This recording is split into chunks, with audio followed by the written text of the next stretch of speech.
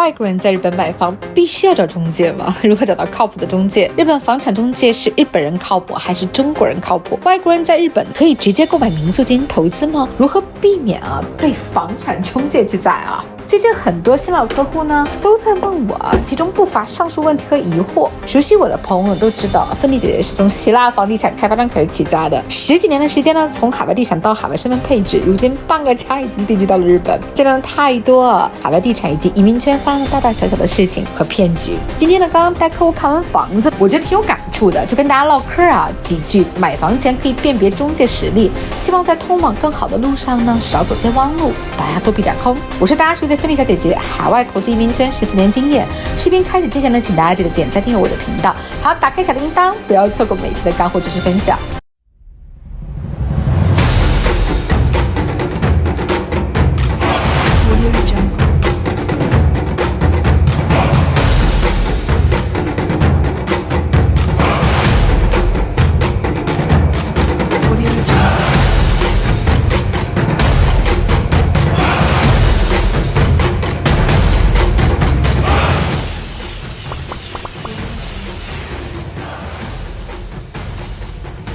你是不是特别讨厌那种看上的房子一联系就说卖掉的感觉，对不对？房地产市场呢，就是门槛太低的一些年轻的中介公司呢，没有客户就靠着钓鱼物件来吸引客户的注意，殊不知客户也不是傻子，网上一查啥都有了。另外千万别低估国内客户的信息敏捷度。我接触的一些客户朋友们，其实对一些很热的盘的消息灵通，真的是可以超越一般的小中介了。有句话是耳湾的中国客户买房就好像菜市场买菜一样，平常且精通价格的变化，在日本房地产市场上这句话同样受用。今天的房产市场呢，真的不是比信息闭塞，比的其实就是你的综合服务，从提供丰富程度比较高的房源对比，到投资回报率的计算，再到装修学习属性，甚至是陪同客户指点医疗服务的相关配套的内容，这些都是一个豪宅中介都需要具备的硬实力和软实力。最近呢更新比较少了，因为才陪我父亲在日本去看病，等空下来呢就跟大家去梳理一下父亲在日本治疗癌症以及如何减免费用的一个攻略啊。空口说自己有多少房源，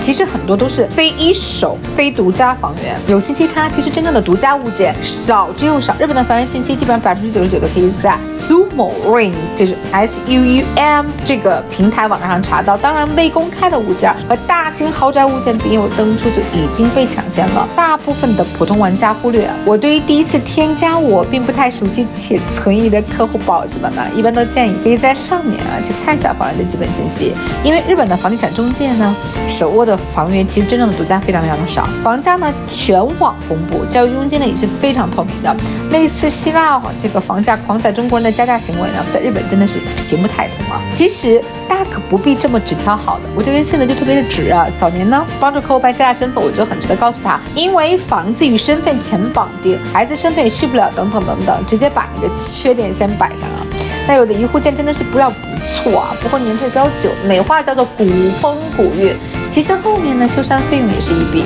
当然我的客户大部分其实并不在意这些，但是这就是最基本的职业素养。这就是我个人的办事风格，你一看这不就是老一套的说辞吗？其实不是啊。很多人一个是觉得海外房产神秘，二是容易被一些虚假的光环笼罩，就会轻信。任何时候我都会站在理性的角度把你拉回来啊。其实呢这几年买日本呢，真的不是买报复，买来就是保值。太炙热的青春已经驶离，留下其实就是沉淀。我就是爱讲实话的芬妮小姐姐，专注海外身份和地产投资。感兴趣更多日本房产想咨询的朋友可以私信或者在视频内容下进行评论，欢迎交流，咱们下期见。